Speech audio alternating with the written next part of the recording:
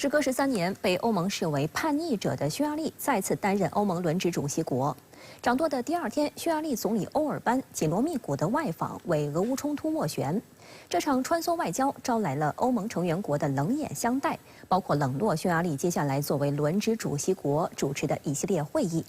作为欧盟和北约成员国的匈牙利，为何会违背主流政策，坚持俄乌和平谈判？欧盟围绕俄乌冲突的博弈又会如何收场呢？欧盟委员会15号宣布，由于匈牙利担任欧盟理事会主席国以来的一系列举措，欧委会主席冯德莱恩决定不派高级官员出席匈牙利主持的理事会会议，仅在理事会非正式会议上派高级公务员代表出席。这也被外界看来是一种降级处理。欧盟外交官还透露，欧盟机构领导层另一个重要人物，欧盟外交与安全政策高级代表博雷利，将在8月底欧尔班召开欧盟外长非正式会晤的同时，召集各成员国外长参加正式的外交事务委员会会议，从而阻止他们前往匈牙利。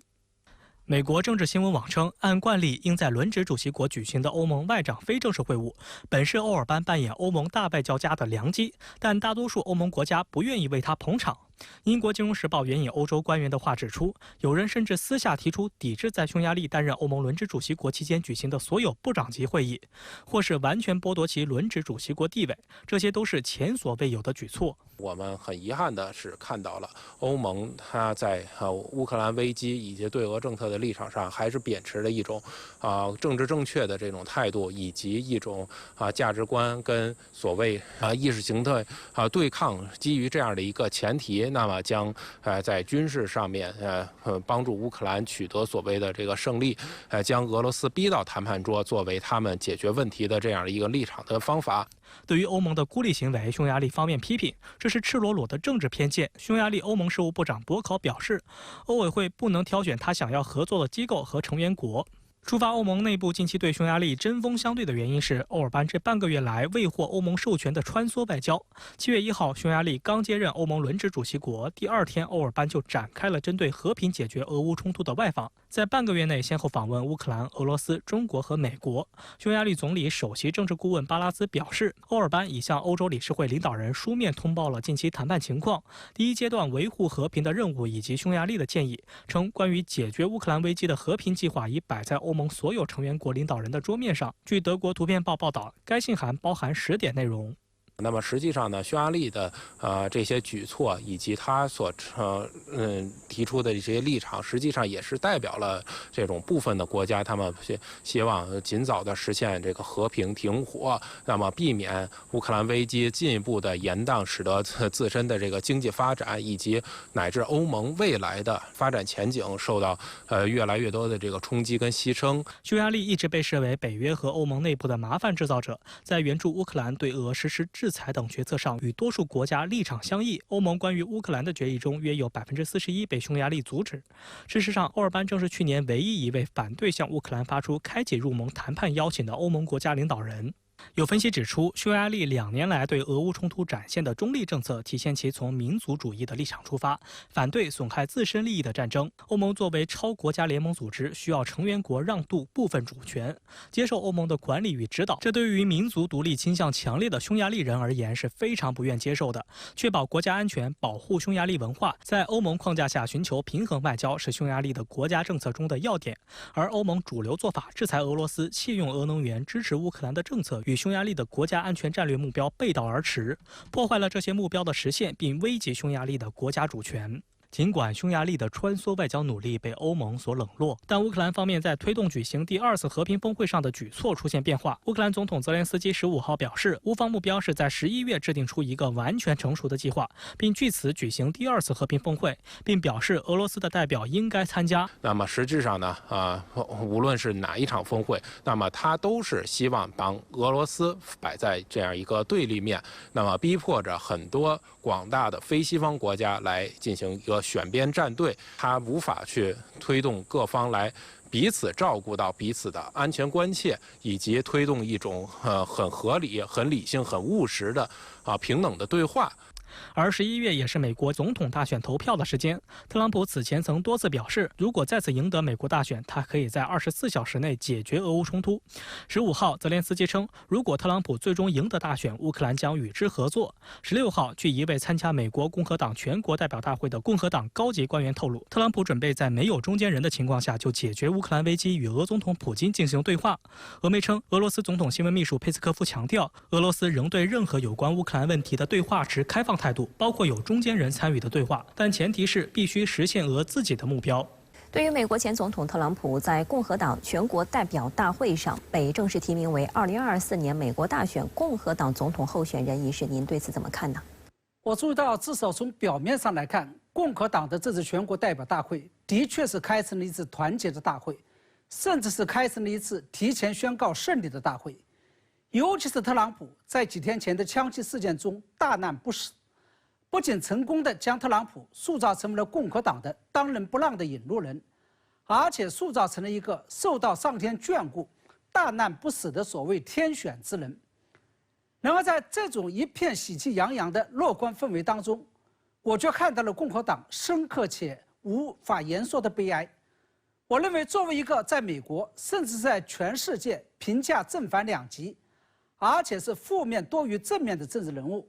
特朗普第3次被提名为共和党的候选人，这实际上意味着整个共和党已经被特朗普牢牢绑架，并且动弹不得了。我们甚至可以说，现在的共和党已经被特朗普彻底架空了，变成了名副其实的特朗普党。其中的典型表现就是，原本在共和党内涌动着的反对特朗普的精英建制派，现在全部都鸦雀无声，不敢表达任何的反对意见了。而且我认为，特朗普对共和党的绑架已经是根本性的。这不仅体现在共和党籍的国会议员有相当一部分都是特朗普钦点，并且由特朗普助选上来的。假如特朗普再度当选之后，在未来的政府中用谁不用谁，更是由特朗普一个人说了算。而且更为关键的是，特朗普已经从根子上改变了共和党的政治生态和政治基础，尤其是将共和党的支持者悄然转换成了对自己始终的川粉。这种现象不仅会进一步撕裂美国，将美国变成一个再无基本共识的社会，而且会进一步撕裂整个世界。我甚至认为，特朗普对共和党的绑架和控制将会是持久性的。就算是特朗普在今年底的总统大选中再度落选，共和党也摆脱不了特朗普的控制。特朗普宣布已选择俄亥俄州联邦参议员万斯作为他的竞选搭档，那对此您又如何分析呢？实事求是来说，我认为选择万斯作为自己的竞选搭档，意味着经过这么些年的政坛冲撞与厮杀，原本的政治小白特朗普在玩弄政治手腕与政治权谋上面呢，跟过去相比，的确是大有长进了。首先，选择不到40岁的80后来做自己的竞选搭档，不仅可以在一定程度上弥补自己已经年近80的劣势，而且更为关键的是，可以进一步凸显出拜登的老迈昏庸。其次，特朗普虽然高举的是草根民粹主义路线和大旗，但他本身却又是一个富豪和地产大亨，这多少会让人觉得他跟美国社会中的真正草根还是有距离的。而出身贫寒且生活经历坎坷，因为写作自传《乡下人的悲歌》而名声大噪的万斯，这是名副其实的草根，可以帮助特朗普真正拉近与美国草根的距离。同时，由于万斯出生于美国著名的铁锈地带俄亥俄州，特朗普选择他作为竞选搭档，还可以帮助其在美国的其他铁锈地带，比如宾夕法尼亚州、密西根州、威斯康星州、明尼苏达州赢得选民的支持。这也就意味着，一旦特朗普与万斯当选，美国将会实施更为激进的贸易保护主义政策与关税政策，这对于未来的中美经贸关系来说，肯定不是一个好信号。除此之外，特朗普之所以放弃共和党内更有影响的政治人物，也就是参议员卢比奥，而选择了万斯，是因为万斯还具有另外2个正中特朗普下怀的政治资历和的政治特质。其一是万斯曾经是一个激进的反特朗普派，一度指责特朗普为美国的希特勒和彻头彻尾的骗子。而在2022年，为了竞选美国的参议员，万斯突然摇身一变，变成了坚定的支持特朗普派，并在特朗普的大力助选下，成功当选了参议员。我们知道，在共和党内不服特朗普、想要将特朗普拉下马的建制派政治人物，可谓是大有人在。因此，特朗普选择万斯作为竞选搭档，实际上也就向共和党内发出了“顺我者昌，逆我者亡”，只有愿意弯下腰来顺从我的政治人物，才能跟着我飞黄腾达的政治信号。其二是，相较于已经长期担任参议员的卢比奥，以及自己第一任时期的副手彭斯，万斯实际上是一没有政治资历和政治人脉，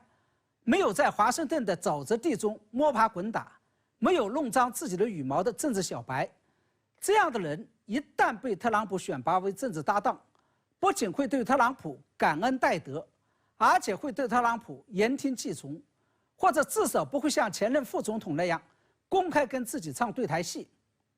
特朗普曾经表示，自己挑选竞选搭档的一个重要标准是，这个人能否在他的第2任期结束之后接上自己的班。这不仅意味着特朗普实际上是在暗示万斯，只要好好跟着我干，为我的马首是瞻，将来你就是我的接班人。而且意味着特朗普想通过安排接班人的方式，继续控制共和党以及控制美国的政局。在特朗普正式提名万斯为竞选搭档之后，那您认为接下来民主党与拜登又应该如何来应对呢？我认为，由于有了几天前枪击事件的意外加持，再加上选了万斯这个生力军来做自己的竞选搭档，眼下的特朗普似乎给人一种众望所归，必定会再度入主白宫的感觉。这样一种态势，无疑会给民主党形成一种空前的政治压力。尤其是今年底的这次总统大选，不仅俨然成为了2个美国与2个世界的生死对决，而且已经成为了2种不同的意识形态与价值观念的生死对决。然而，让民主党支持者感到沮丧的是，跟共和党被特朗普绑架了一样，眼下的民主党似乎也已经被年迈且恋战权力、不肯退选的拜登给绑架了。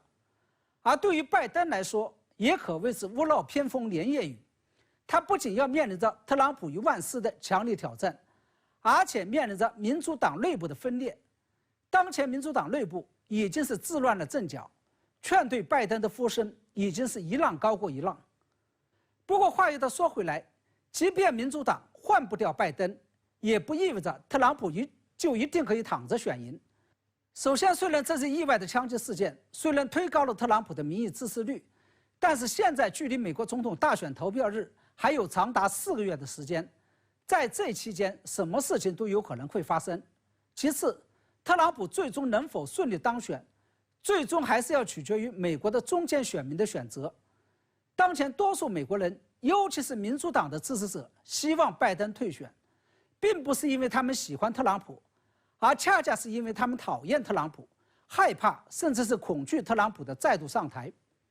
我们不能排除在最终投票的时候，